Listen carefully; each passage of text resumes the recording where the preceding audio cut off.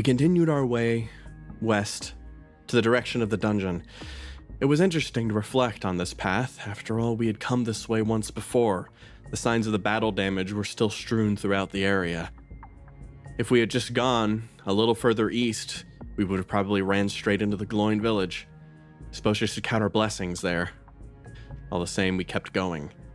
And as we marched up, walking up to the hastily repaired damage to the eastern side of the dungeon, saw the double doors ahead that would bring us deeper inside. Apparently, the dungeon had changed. So, you had said the dungeon was changed on our way up? Oh, yeah, that happens. How? What do you mean how? Well, how does it, I mean, to what degree, what extent? Pathways change. Different creatures emerge from the depths. It almost responds to the will of, I almost said something. A word. A banned word. I paused, as if it stung my lips. Even though there was a moment of hesitation in Yayo's voice, I did actually know something about this fact and was very eager to demonstrate it to show my competency. Oh yes, historically, in some of the ancient texts, it was noted that this ancestral home of ours does have a life of its own. It responds to the people within it. It supports and nurtures or rejects in the same way that we, as living beings, have cells inside of us that fight against infection. When this home of ours feels a presence within it that is ill, it can do its best to try and purge it from the system. I turned my attention to Yayo. And is all that true? If you believe the Elder's traditional wisdom, yes. In more practical terms, it is far too cruel and uncompromising a place by my measure. If there was an overarching will, it is chaotic in nature, first and foremost. I heard it swallowed a tyrant lord whole. Yes, that part is true. I don't think the dungeon is really chaotic. It's kind of like, I don't know, it's like an animal. It's like that big thing that's near your merchant buddy. Arcat, you are one of the few that I will not disagree with on the front of animals being chaotic. Bassamanders are so chaotic. Every animal that we fought is chaotic. The only orderly thing is, I muttered to myself, disappearing into the distance. Actually, Bassamanders aren't actually as chaotic as they seem. They run off pretty standard genetic makeup. Do you know what a genetic makeup is? What? Essentially how they've been built to work in the world.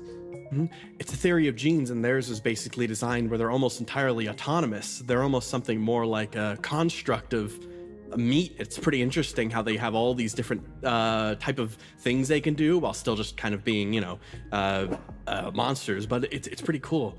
They're sort of the primal hunter of the actual cave network. They can move around in packs all the same, but still all of that social etiquette is almost designed from the get-go. It's kind of incredible. Oh yes, I'd feel... Like imagine having a social etiquette that's just entirely based almost on just something that automatically happens. And oh, we're leaving. Hang on. I'd forgotten about that enthusiasm of yours.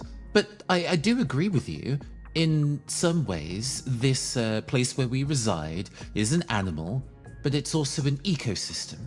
It lives in balance with the things within it. And as long as we remain in harmony with this space, within, I can't remember the word for it, but as long as we live within harmony of here, then we shall exist in peace. Yes, sure.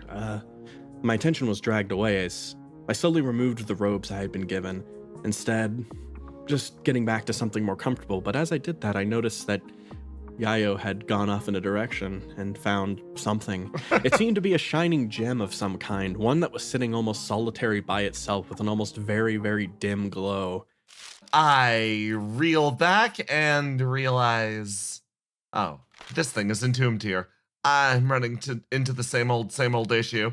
I quickly scurried back to the front of the wall and was like, incredibly expensive gem wall over there. What is it? A wall treasure. What? Big expensive wall treasure. Oh, okay. A gem wall? I didn't take you for an alcoholic, Yayo. Listen, it's not about what I use the gems for. It's about supply and demand.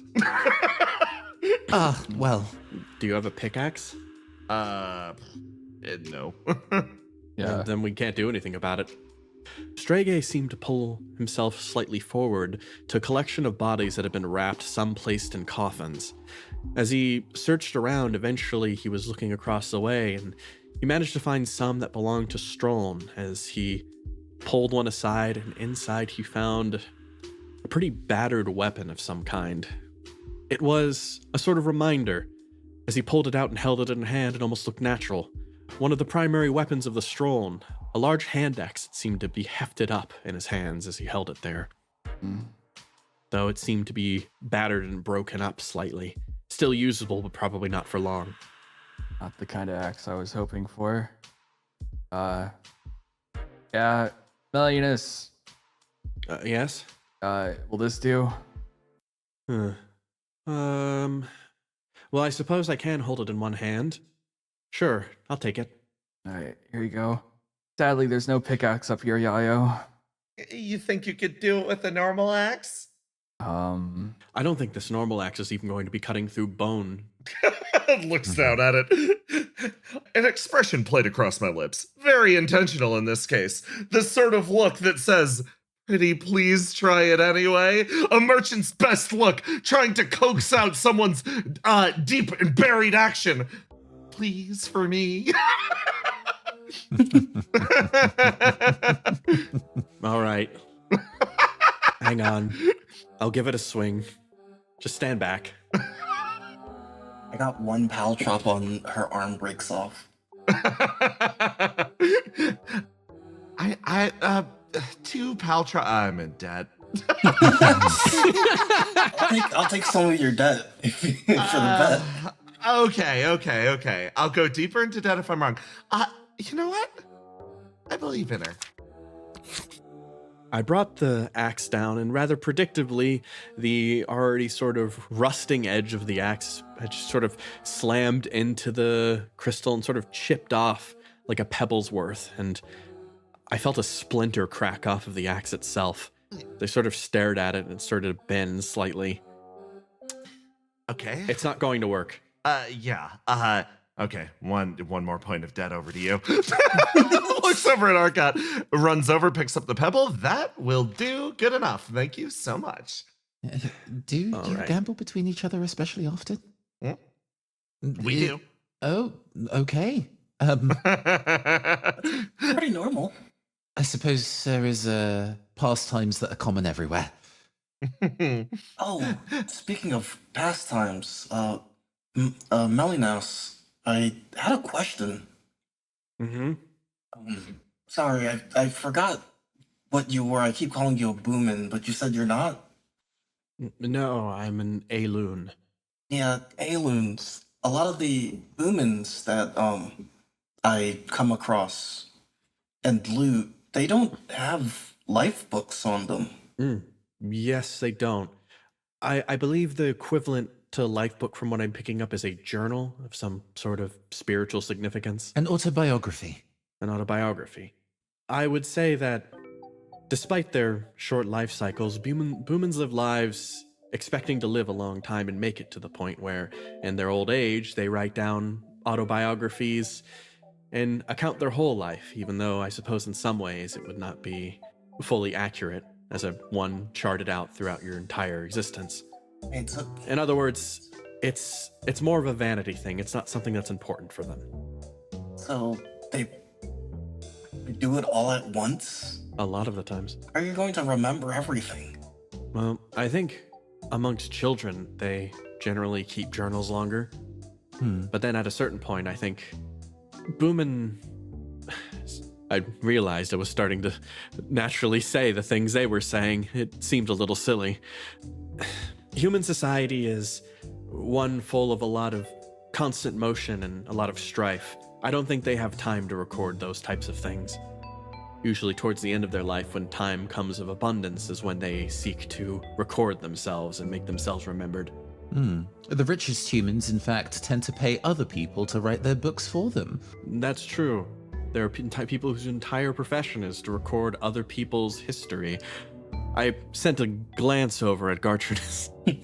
Yes, well, ideally I would have loved going through the process of writing my own text, but I don't know. It's never really felt quite right. So the best I can do is go and write as much history that could be lost to time for others who aren't as acquainted with the Golowins. Well, I mean, it's never gonna feel quite right, right? That's sort of the point of it. You can't exactly sum up an entire person in a book. Well, you managed to, assumedly. Oh, no, no, life books are, it's almost like a map to a person. Is a map the country that your maps are maps? I'm sorry, I've never been outside the dungeon. My metaphors are probably getting a little belabored, but is a map the same thing as the place that you travel to?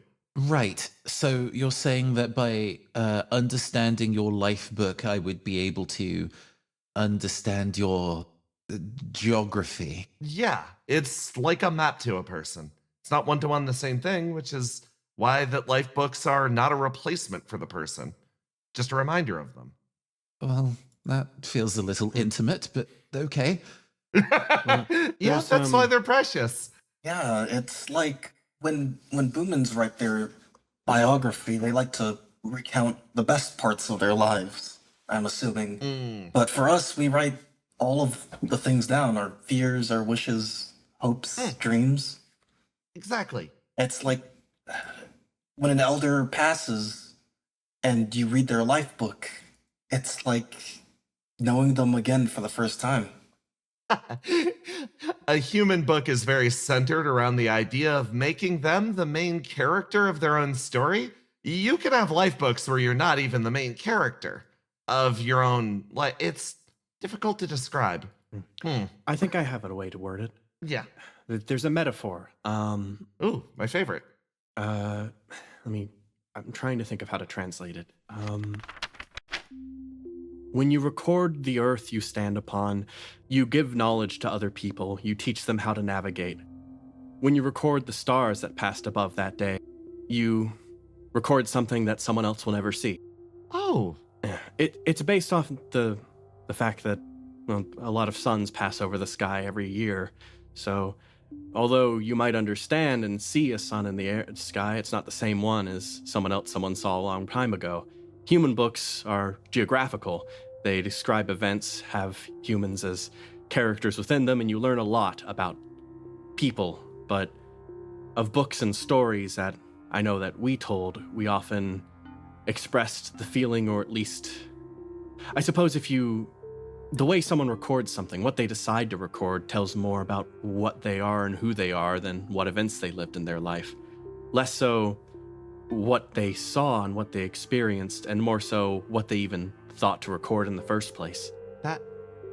That's genuinely beautiful. Oh, I'd love to see the stars someday. Yeah, something. Yes. My face was flushed throughout this entire conversation. I was so excited about maybe asking if I could read Strege's life book if they had one, and now I realize how horrendously inappropriate that would be. At the very least, once I'm done spending time with all of you, maybe this could be a cultural exchange in the other direction. I'd love for you to go and see my hometown. You live with a lot of Boomans, right? Yes, although for the most part, they left me and my parents well enough in peace. Well enough. Yes, well, There were a few instances of people who were new to the town who assumed that my mum was available for kind of labor services, and they were quickly disavowed of that notion. So for the most part, they're able to pursue their own interests without having to work for anybody. My expression lit up. In this split moment, I looked over and assessed the reactions of my companions. Clearly caution at first. In most cases, for things that operated in or outside the dungeon. However, ever a merchant, I slid forwards. Oh, deal well accepted. If this is an open offer, it's one that I'll graciously consider. I'm pretty scared of leaving the mountain, but I guess you were scared of coming into the mountain, so Yes, I shouldn't have any excuses. and at the very least, I can guarantee there are no large, like, pink, fleshy monsters with many eyes on their sides in my hometown, so there is at least one fewer danger. That sounds nice. I'm glad you think so. I feel that my where I grew up was not especially exciting, but I'm glad it could be considered novel to the rest of you. Anyway, I've distracted everybody. Apologies. We should probably get back to the matter at hand. Don't worry about it being not exciting. To many of us, the dungeon may seem not exciting, but to you, it's a new experience, correct? Oh, very much so. I must say, if you have to deal with the place where you live every day changing in response to yours and other people's needs, if there are people who have moved in to go and appreciate the complexity of this space and you have to handle them, well, it sounds like an adventure every day. Maybe not always a welcome one, then. Fair enough. I think about that. To be able to explore the dungeon as you see, as you want, be able to experience it, be able to live in it. Something not a lot of people actually get to do. Not a lot of people actually get to fully explore and go deeper. Maybe a new change in management. That is something that could change. Something that will change. Who knows? We went inside afterwards, a sort of silence and dourness with the last note. All the same, on the inside, it rather fit what we were going into. The stench was the first thing that came to attention, or at least that's what I heard. The retching, the sounds of everyone's reaction. Perhaps I was, for the first time since becoming like this, happy I couldn't really smell anything anymore. I got to see enough. I take the thing around my neck and loosen it a bit and put it over my nose. Adjust it just so I could bear the stench a little bit more. It seemed as though the entire surroundings were covered with bodies and caskets. Different pots full of different embalming oils almost leaked out like bloody wounds. On the ground, there were signs of fighting. I was quite familiar with that. I could actually still make out the blasts of absinthe and also the smashing of stirrups, maces, and unfortunately none of my arrows. I collected all of them, but then they all broke on the fall. I hefted the axe and looked around, and as you'd see, you could also make out the appearance of moss and otherwise. Though it seemed, in general, the dungeon itself was maintained to a degree. There wasn't as many pockets of dust and otherwise. Parts of the dungeon seemed stable enough but well maintained, so it was curious. How did it move? As I looked around in every which direction, I saw no signs of shifting stone or otherwise. But what I did see was a path to the west which led to the Lich's throne in the main hall, and to the north, the last place that we attempted to explore to previously, and then before we quickly turned around when we got to that abysmal room. Which way did they say? Was it on the east side? So we have to go up? Yeah, we unfortunately have some rather morbid business first. Okay. So, what are we looking for? Galoin bodies? Is that it? For the most part. Specifically life books and less specifically a count. I see one over there. I pointed off to the far end of the hallway near the other entrance point. Almost perfectly placed underneath a light torch was a smaller body. I moved with purpose, kind of moving into a sort of jogging walk as I approached the body. Upon the body, there seemed to be a perfect wrap along with the others. You could tell that the bodies themselves were wrapped rather shoddily. It seemed like they were covered and a dousing of embalming oil was put over, but definitely not something for long-term use. It was just stored, left out in the hallway, and as I watched Arcot approach, the wrap was rather easy to get off. Just one arrow sort of poking and pulling across. You could open it up and see the contents inside. As I approached, I watched Arcot pull out a number of things from within. A small collection of, well, it seemed like there was some form of scattered pieces of gem. Not too unfamiliar to the ones from before as well. Honestly, it was a paltry number. It seemed like the crystals themselves were almost fused into other rocks, not a pure sample like the one we found before. Probably nothing much of wealth at all. But beyond that, also pulled out from underneath, was a book. It seemed to have been doused in fluids and the pages were sticking together. In the same way, it also seemed a little bit damaged, as if the spine was somewhat pulled off of the pages themselves. No. I fiddle around with the book, noticing that it's just sticky and the pages have been messed up and the ink might have been smeared as well. May I have a look at it? Yeah. Can you fix this? I know it's not fabric, but you deal with materials. Unfortunately not. If the paper has been damaged, trying to dry it out will probably not be possible, especially since it's not water. But if there's anything in it that's legible, I can note down a copy of it for my records. So there is still something to remember them by. I know this person. You do? He was a meathead. He was a good friend. I measured Arcat's expression. I can tell that she had been through a lot of things in the past and was used to being able to put on a mask in order to get things done. And yet, I felt that how I should proceed would be guided by the face she showed in this instance.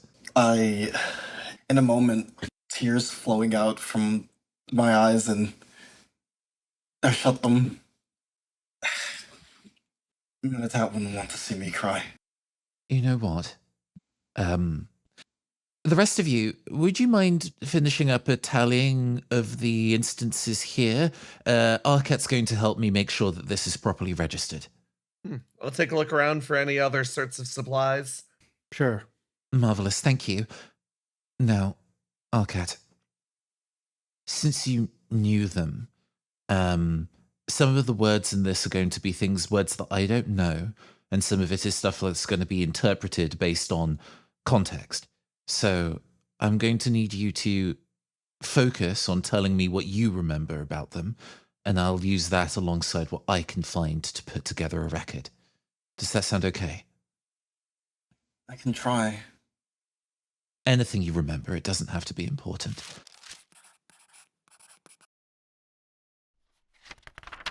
You said that you've worked with them before. How about you tell me about the last time you worked with them? Oh, yeah, it was a couple of weeks before I left. We did a raid on some adventuring party, and me and Manentat got separated from the rest of the group, so it was just me, him, and 3 other adventurers. I had no arrows, and I was ready to run, but Manentat, he grabbed four of these sticks and said, "No, I can handle this," and flung them around like an idiot. It was so scary to the adventurers that they just ran. So, what happened after you managed to scare them all off? I wanted to chase them, which was absolutely insane, and I mean, of course we did, and a running boomin is easier to fight than a boomin who wants to fight. And down a twisting, ever-shifting corridor, It feels like you would have been able to lead them basically wherever you want. Did you chase them back out of the dungeon into some kind of trap? We chased them further in to a trap. Wow. Do you normally go that deep? I must admit, I do wonder how deep we could possibly go, what it even looks like. Does it still look like this all the way down? I don't know how much it changes, but it does change depending on how deep you go. I'm generally not allowed to go, this far in, but we're not allowed to let boomins get into the dungeon in the first place, so... Right. An ecosystem or an animal that changes based on the desires of the people that sustain it on the inside. I suppose, then, that maybe the dungeon wanted you and Manentat to succeed in your venture. After all, shifts to help itself, right? You were doing the job of purging whatever thing was making your home unwell. Yeah, that's why I think this dungeon is not chaotic. I think it's got our best interests in mind. Well, unfortunately, I don't really carry too much on me heavier than a sewing kit, but maybe trying to learn how to wield 4 things at once. Is there a term? Oh, it's in here. Funnily enough, this page is probably one of the few pages that's actually relatively undamaged. The fighting style. Oh, yeah, he always said it was called, Quat Alha. Quat Alha. Okay. It's a really powerful technique. You swing your 4 clubs around so much that people basically can't get in to hit you. And it clearly makes so much noise they're intimidated from doing so. Yeah, it really hurts. There's no better deterrent, I suppose. Despite the graveness of the situation, I was pleased that we were able to find some information that could bring a degree of lightness to the circumstances. Well, at least Manentat's memory will live on in a new piece of knowledge we can bring back to the others. Yeah, if anything, he probably died doing what he loved, which is fight until the very end. Scaring the absolutes out of humans, I suppose. All right. We should probably return to everybody else. Serious Face is on now. All right. Also, Gartrinus, thank you for, helping me. Of course. Your memories are as important as anybody else. I look very embarrassed at that statement. Yeah, okay. I start walking faster. Doesn't look like there's anything. Oh, I think this room's all clear. None of the coffins had anything else in them. Shame. No other Gollowins? No. Right. I suppose that's good news then. Hopefully not too many people died then. Let's check up ahead then. We made our way forward, and as we approached the door, we started by cracking it, peeking through to the other side. I see 5 skeletons. Oh, we caught up to them already. Wonderful. I don't see the walking amoeba. Oh, okay. I have a question. I know that the skeletons, I suppose, are somewhat powered by absence physics. Talk? I've never seen one to talk. I don't think they could. I think their vocal boxes are probably gone. I mean, they're just bones. Sure, it's just that, well, there's absence theory in terms of creating sound from... Never mind. I understand, like, much like the whispers. So, it's possible we could try to talk to them. I guess if they are specifically hoarding bodies and their boss is no longer around, it behooves us to find out why. It's probably best for you, Melianus, to stay in this room at least. If anything, they're more accustomed to Galoins. I don't know. They would probably just view you as an intruder if they don't view us as an intruder. I'll stand by the door and get ready to move in. I'll keep an eye out. Mm-hmm. Would they treat you like an intruder? Half your body looks like them. Oh, I suppose that's true. It's a bit of a bold thing to say.